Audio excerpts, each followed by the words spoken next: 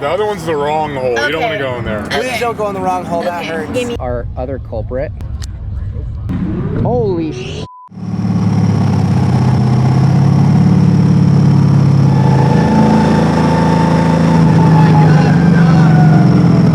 What the fuck? I know whose dog that is.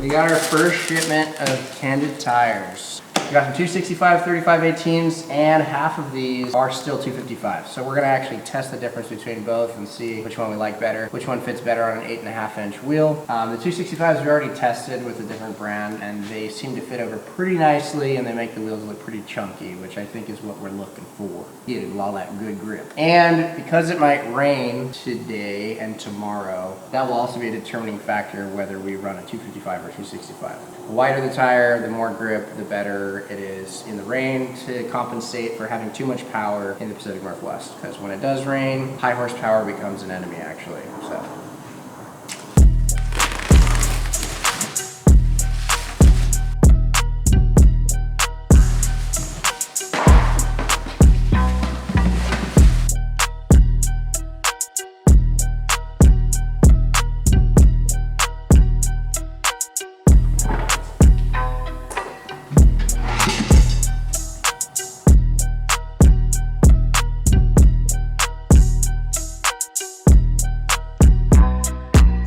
All right, so we are loading up. We just got our fresh shipment of Kenda tires. Like moments before practice started, which is pretty awesome timing. Thank you, Kenda Racing, Kenda Motorsports. And we're about to load the E36 on the trailer. We're gonna head to Evergreen and get practicing for the Big Bounty tournament tomorrow, right? That's correct. That we're both competing. Cameron's, where's your Mustang? Where'd you go? Oh, it's outside.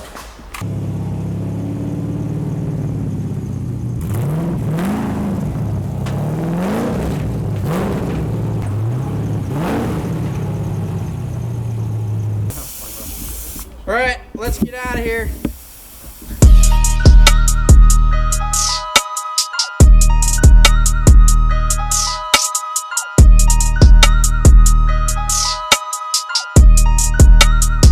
All right, we are pulling into the back of Evergreen Speedway. We're about to go to practice. This is day one. We're going in today understanding that we're having some issues with our tune. So hopefully we can still drive with it like that and do well enough today. Maybe we'll have more time for a tuner to take a better look at it tomorrow and get it dialed for tomorrow, but we will see.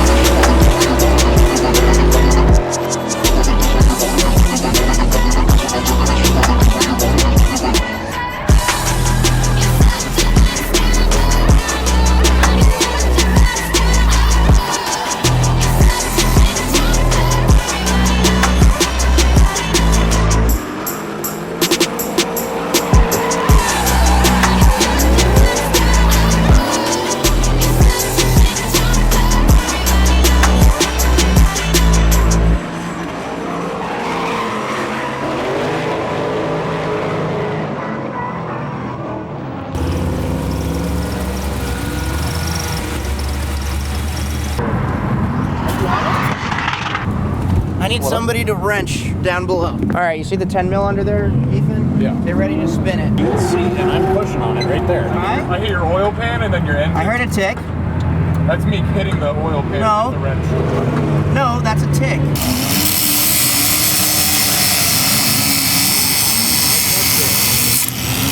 between the starter? Yes. Okay, do you see the hole that it's supposed to go into? The up? Yeah, the big hole, the big gaping hole. Yes. This side. All right, get in there. I need it. Stand on that jackstand. Can you use your soft, soothing, encouraging words to help Gabby get that in there? Yeah, shove it in the hole. No lube. First try. Yep. Okay, rotate the sensor to the right. Yep. Yep. Go down. Yeah, no. Rotate the sensor. You're getting it. You're getting it in there. Nate, soft, encouraging words. I can't see the hole. Okay, that hole back there. Yeah. Yeah, the other one's the wrong hole. You don't want to Okay. go in there. Please Okay. don't go in the wrong hole. That Okay, hurts. give me it again. Yeah.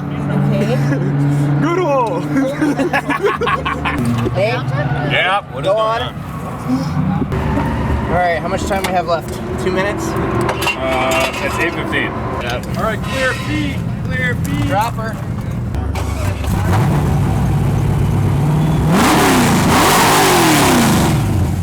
All right, so today we had about an hour of the short 3-hour window of practice that we had. The hour was like hearing my car run like crap, and the other 2 hours was replacing a crankshaft position sensor. And what we're gonna do tonight is leave the trailer at the track and drive the E36 home, hit the highway, see if we indeed fixed our issue by replacing that sensor, because you never know. You can't tell until you're really under load.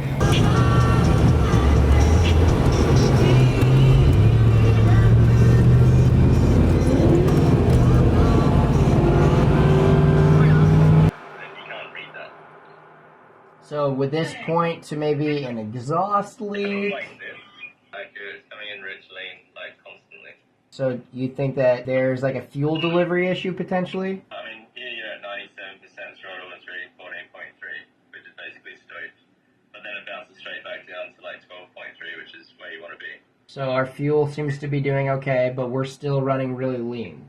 Tom, should I enable learn status? Not with a sensor reading like that. I mean, at this point, but you've got to, the serial conk is doing pretty similar as well. It's like you're getting a mad feedback from something. Can you just like really quickly do a Chewbacca sound? This is the word. Smoke berry, hot berry, any for very, yeah. Sorry, yeah, it's Larry, and I'm out here feel scary, yeah. No Perry, yeah, no, want a Perry, no.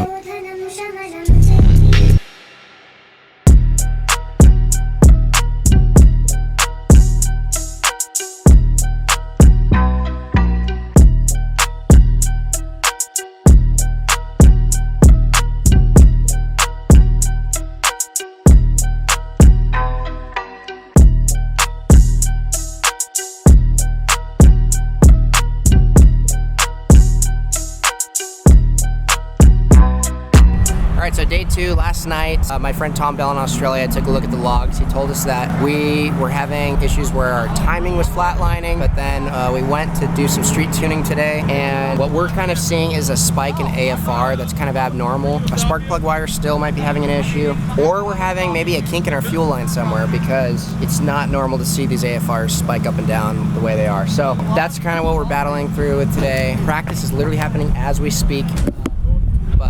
Nate was in the car with me. We were doing some runs down the 5/8s, doing some data logging with Nick.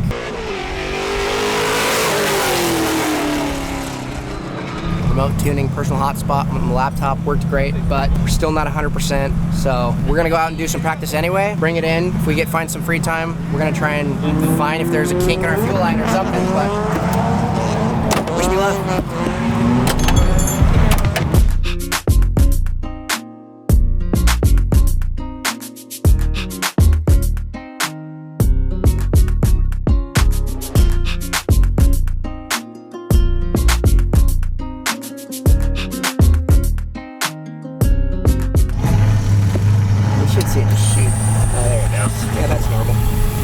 There we go. Can you do that again, Gabby? Yeah. Juicing. Keep filling the tank, Ethan. All right, prime it again. Again? Yeah. Nice. Yeah, there's so much flow, dude. It's a lot of fuel, isn't it? Yeah. Can I see the 10 mil, Nate?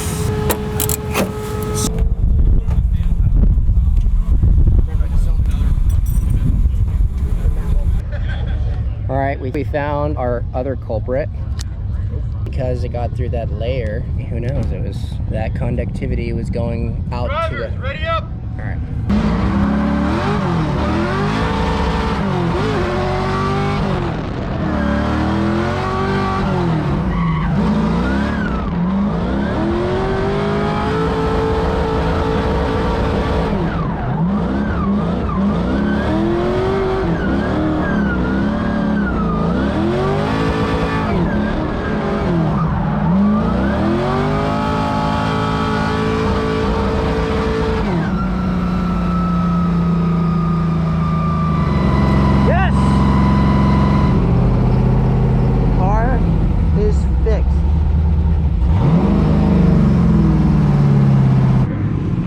Holy sh! Wow, that's a nice contact patch. Wow, Kenda, look at, wow! Yeah, your alignment in that box. That is beautiful. Damn, son. All right, so we have our power in the vehicle back. Right now, we're gonna go out, we're gonna look at maybe 20 or 18 PSI. We were at 25 and we just smoked these, we cooked them. Dude, this means we have a chance. We have fixed our issue, car feels good, now we just need the driver mod. Anyway, these are the Kenda UHP Vezda Maxes. This is at 255. We're gonna test this at 18 PSI. After we go through a couple runs with these, maybe we should, let's just go to 20 let's first. Go 20 for now. Yeah. Just because you never want to get too confident. You can always go down, but it's a bitch to go up.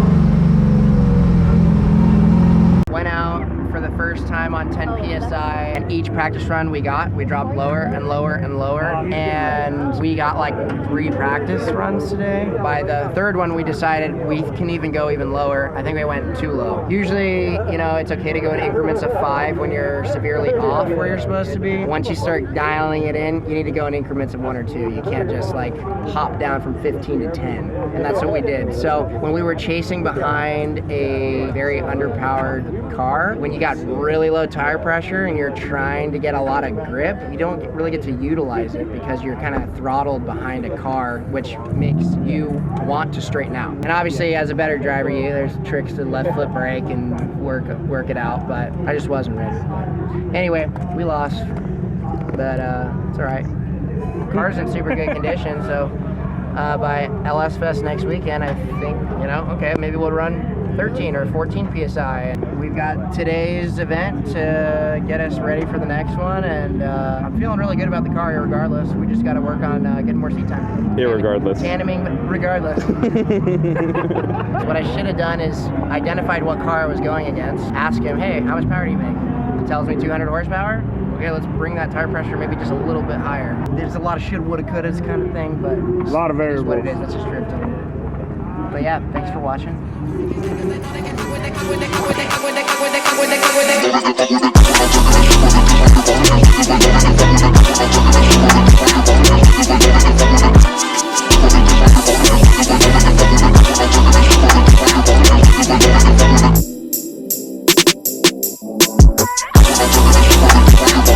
be right back.